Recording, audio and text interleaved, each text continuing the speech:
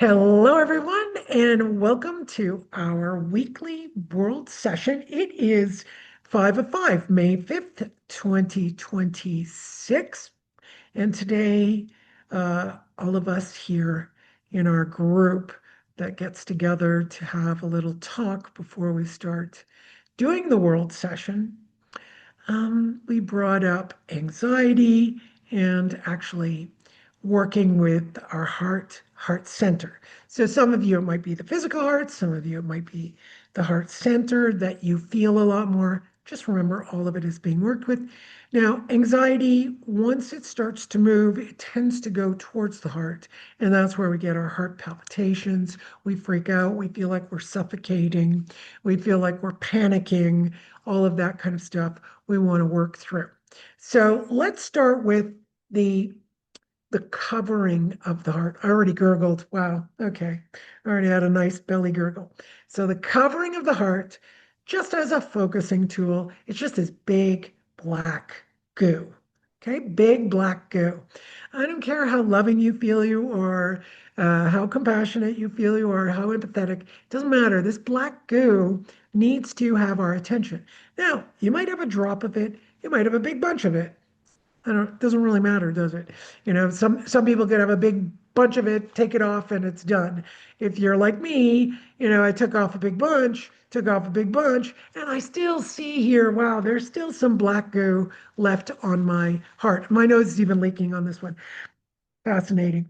Okay, so just focus on the heart. Notice as a focusing tool, big black goo, kind of like tar. Whatever you see, doesn't matter. No judgment. Not whether it's big or small. Whether it's big or small means nothing. And put your hand on it. Okay, you're going to put your hand on it and breathe. We're going to start moving it. What is in there are all of the filters, thoughts, ideas that are counter, let's say, productive for you. They don't work for you. They're working against you. You could have the most simple thought, um, and it's working against you. We need to get this stuff off. We're going to work with what works against you first, okay? So you might feel it growing. I'm feeling it getting hot under my palm and growing. So it's like, oh yeah, there's a lot of stuff that works against me. Now you're going to need to really acknowledge it's there and acknowledge that you want it gone, right? Full on take responsibility. If thoughts are coming to you, stories you see in your life, accusations, emotional resentments, anxiety, just sit here and acknowledge it and know this was your experience and you're experiencing it right now. You are not to blame, and nor is anyone else. You are not to blame, and nor is anyone else. This is something happening right now in your body mind. It's already bringing up like mucus from the lungs. All right, so thoughts, stories, feelings, and emotions that can be stuck here. And breathe and breathe. And you're just going to watch it dissolve. I'm just visualizing white, golden white light dissolving this under your hand. And so you can be with me and visualize this, a golden white light that is dissolving all of this.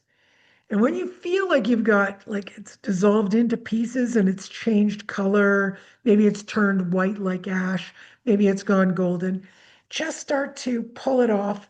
And before you toss it, I've got it in my hand. Before you toss it, we're just going to together imagine a ring of fire around you and throw it onto the fire and allow it to burn. And then go back and see if there's any more and just pull it off and throw it into the ring of fire. It's going to burn it for you. Beautiful. If you can't visualize, that's fine. We're doing it. We're all doing it together. Even the consciousness of there is a ring of fire around me. You just acknowledge that again. Acknowledgement, awareness is everything. Awareness is everything. Okay. Where does awareness for everything? So what you can keep pulling this off. Awareness of everything is, we know Marduk from Mesopotamian traditions and mythology, that he had eyes all around his head, and that makes him the wisest because he sees everything. And we don't. We just don't. We're doing our best to see as much as we can, but we don't see everything. And there are lots of reasons for that. We don't see everything because we're willfully blind, because we think it's too painful, because we think this, that, and the other thing. So that's why we're removing this, to help our ignorance, what we ignore, come into view. And when we help bring what we ignore into view, what we're not looking at, we bring it into view, well, and we start to release. I can already feel like the bringing into view those aspects of my heart that, you know, it sounds good, but it isn't. I just want to help. I just want to help. It's not good. It's not good. That idea that I just want to help, it's not good. That I want to help, I'd like to help you, fine. But as a discerning choice where the heart and the small intestine can discern that choice. Not, I want to help, I want to help. And I know, I feel, I sense it's a big habit in me from childhood. Yeah, however it got there, whether it was my conditioning, what I was reading, whatever. It doesn't matter. There's no blame. It's just, I'm aware of all those stories that brought me to the place of, yes, I'm doing this. And I'm anxious when I don't help, when I can't help, when I'm not helping, I get anxious. So I don't know if that's your story. It doesn't have to be your story. Your story could be very different. Your story can be when you feel helpless. That's another one. It doesn't have to do with help or helplessness, but it's the one coming to me. Humans, when we cannot resolve something, it's very anxiety evoking. When we're in a situation and we have no choice, that's like being in a prison, that's like um, being in a situation where I do not have a choice and we feel helpless. This is not good. It's We really, really experience anxiety. You can even do this to rats. You can do this in experiments. There's one experiment with monkeys called the executive monkey. So you have the executive monkey with a board, and it gets to press buttons, and then you have the monkey next to it that can't press any buttons. It's not able to. And they're both getting electric shocks at the same time. But the executive monkey can press the buttons and in a certain configuration can stop the shock or thinks it's stopping the shock. The other monkey cannot. Who do you think ends up being more stressed with ulcers, etc.? The one who cannot do anything, has no ability to help himself. So even a monkey is going to go through that. So think about it. You can think about situations in your life. I can even feel the chest kind of contracting to a lot of situations, especially collective, right? There's a lot of collective things that we cannot deal with, right? We cannot make a choice in. It's not possible. We can't, like, in our house, in my house, I know where the money goes and where it needs to go, how much I have left. But if you look at your government, it's got all this money and keeps saying, well, we need more from you. We need more from you, and they don't know where the spending goes. And the spending is going to places I don't even know about. This causes anxiety, right? Anyone who's listening to that, I try not to listen to that because it can make you crazy. But when you listen to it, you listen to let's say you're hearing the news and you're like, oh my God, they just bought that. We've got people, not able to pay rent and they just bought a ball for like, $5 million. What? What? What? What? With my money? With my taxes? Weird. And you get stressed. So there is the collective helplessness. Now, what can you do about it? Well, one thing is since, maybe you just don't listen to it as much because who knows? Is it all true or is it propaganda? We don't know. We have to see it clearly with all eyes. We know there are places. If I look in my life, I go, okay, I know where all the money goes, but once in a while, money kind of sneaks out in places. I go, I need to be more cautious about that. You know, uh, Many years ago, um, I was very, very busy with work, so I would go to the corner to buy coffee and come back with my coffee. And I would do that twice a day. I wouldn't even eat anything. I would do that twice a day. And one day at the end of the week, I go, why am I missing this big chunk of money? It doesn't sound like a lot today, but in those days, it was a lot. I realized I was spending almost $70. I worked 7 days a week, two coffees a day, $70 on coffee. Now, if I bought groceries instead of drinking out, coffee outside, I might have spent $25 in those days to have meals every single day. And I went, this is crazy. I'm throwing my hard-earned money out the window. So of course I got myself a coffee machine and I changed all of that very quickly. So we do notice where there's waste. So imagine if you could find a place where you're wasting, right? You might find a place you're wasting, then you can kind of go, all right. So the government would be wasting too. What is the job I can do? I can stop wasting in my life and possibly that is a choice I can make. If I'm not wasting, then I can teach the people who are around me not to waste. And maybe those are the people who get government jobs and they will start looking for waste. It doesn't mean you're going to control anybody, but at least we have a step that we can take that would give us some kind of helpfulness within us and within the world. Not rigid, not condemning people who are not aware. It is just really having the awareness so that we are working through things, right? And keep focusing, or not focusing, I don't like that word. Keep opening up to all of the eyes that we could have. So let's look at the eyes. Now, eyes on the head is obviously the best metaphor for what you're seeing, but we need to have it connect with the heart. Like I was saying, some people see something, they don't see other things, they just see the one thing, and they go, this is good for everybody. And actually, it's not. Sometimes the cure is worse than the disease, right? But a lot of people think their cures are the best, right? Like I'm going to sit here and go, well, I like this cure that I'm doing. I don't know if it's the best, but there are times in my life I did think it was the best. I always thought grassroots was the best. And, entering my 60s, I went, boy, am I wrong. The only way to do it is to get control of people and take power. I don't want to do that, but that's what people do that make everybody do things. So my grassroots idea is kind of, a little bit too maybe I don't know, hopeful, naive, because the people who took power, the people who get, lots of money, who get into all of the major agglomerations, they start creating laws and things that I don't necessarily agree with, but they're running things.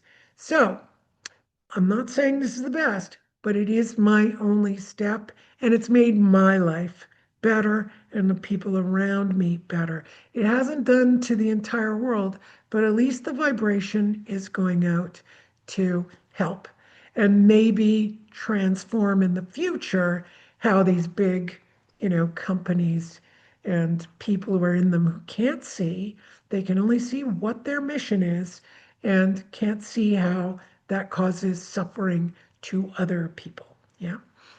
Because, what is that expression? Uh, the road to hell is paved with good intentions. All of that. So let's just have the heart, like, oh, I don't know, just seeing all of that opening, it's like literally my chest and the breasts were tightening up. And then as I get to the end here, just looking at all of that, feels like, okay, I can have my purpose and meaning. You have your purpose and meaning, and together we make it a better place. All right, I'm going to tap this in, and we're going to vibrate a nice, beautiful torsion field and a repair. So where we've taken off the black, We want that area to repair. Ah, gosh, much better breathing. There's something going on in the throat though, like not the throat, below, like right at the dip. So it's going to be basically at the end of the thyroid, but it's going into the musculature here. So I think, yeah, it's what I'm getting. So we've done this before. When you turn your head, you get your, this side works better for me. You get your, this is the sternocleidomastoid here. So what you can do is, this is going to help drain. It helps drain the brain, your neck, and also supports your vagus nerve. Vagus nerve, if you remember, brain, gut, in between the sort of um, trend transponder, you would be going through the vagus nerve. It helps the communication between the two. So that vagus nerve needs some help. Then you can do the other side. And as you can see, mine hardly sticks out here because I'm so tight. So you might notice that too. And I find that it's been helping my neck tightness to do this. So you go from top to bottom, like drain it from top to bottom. So it's going downward. When it goes downward, it goes into the under the clavicle called the subclavian area. And you could draw that down too. Bring it to your underarms and then over to the spleen. And let's do some spleen tapping. You could do underarm tapping all the way down to spleen tapping. Now, I'd say just for women, it's really important to do that. That's not true. I actually have a friend down here who just got a breast cancer scare, who is male. So, we got to watch out for this stuff. Tap that spleen, get that spleen activated. It's got to go. It's got to deal with nutrients from the small intestine. It's got to get everything sorted. It's got to clean out all of our negative self chatter. We just moved all this negative stuff from the heart. Let's get that spleen moving, that negative stuff that does us no good. I love it. I'm feeling so good. That stress area in the throat is really moving.